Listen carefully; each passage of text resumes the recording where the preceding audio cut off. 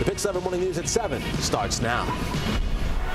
Live from Studio 2A in PIX Plaza, this is the PIX11 Morning News with Sukanya Krishnan and Corey Chambers. Good boy, and we're also talking about the inequality in sports this morning. You know, that big difference between the pay that men get and female athletes get left out of.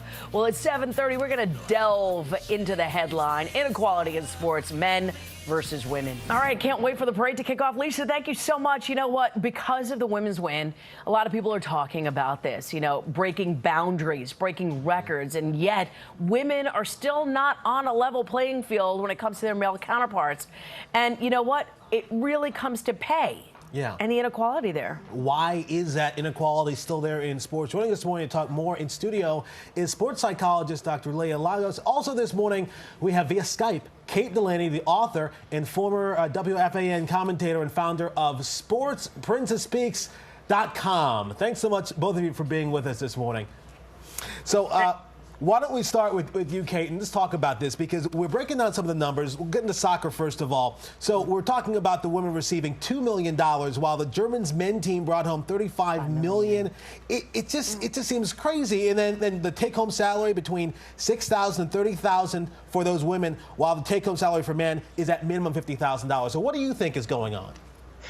Well, I think that this has been a problem that we've seen in women's sports far too often, and it's particularly with you're having the parade. There's all the excitement about the women's stars. You have Carly Lloyd, who of course scored 3 goals, and amazing. Even tap any guy on the shoulder walking down the street in Manhattan, they know her name. They can name at least 4 or 5 of the players, and I think particularly there needs to be more equality with the dollars that they're getting, because they packed the stadiums. The ratings were high. This was the 3rd World Cup for the women, so there needs to be more equality there. They need to make at least half. I mean, they should make probably at least $10 million more than the $2 million they made, because I think that's outrageous. Yeah, and you know, and we've seen that, because you know what, they did break the records, and it's been a slow burn. I mean, we think about soccer in America in the 80s, and a lot of these women, if you really talk about it, you know, you're playing on the fields, you were getting borrowed balls from the guys. I mean, I was one of those kids on the field, and I know how that goes.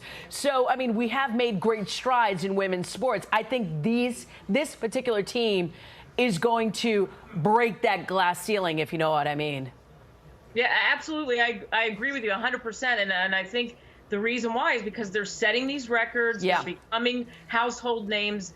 We all know it's about branding. We live in the 140-character world, and they did a great job of tweeting things out, of being personable, of signing autographs, and that's part of the keys. You have to have that availability to the fans. All right, Kate, let's talk about endorsements and all that money. It will be rolling in. Hold on for a second. Yeah, I want to ask you a question here, because it isn't just soccer that we're talking about. We're talking also, look at basketball, for instance, right? The NBA versus WNBA. The highest WNBA salary, I'm seeing this here, $105,000, whereas you look at Kobe Bryant taking home $123.5 million. Now, obviously, these are 2 different leagues, right? It's a different world as far as the income of both of these leagues. At the same time, though, what do you think that does to aspiring kids that are girls and want to play sports, and they hear a number like that? Absolutely. It's a concern, because these younger women are looking and seeing a huge disparity in the salaries, and the interpretation is women's sports just aren't as important. They're not prized at the same level as men's sports. We're starting to see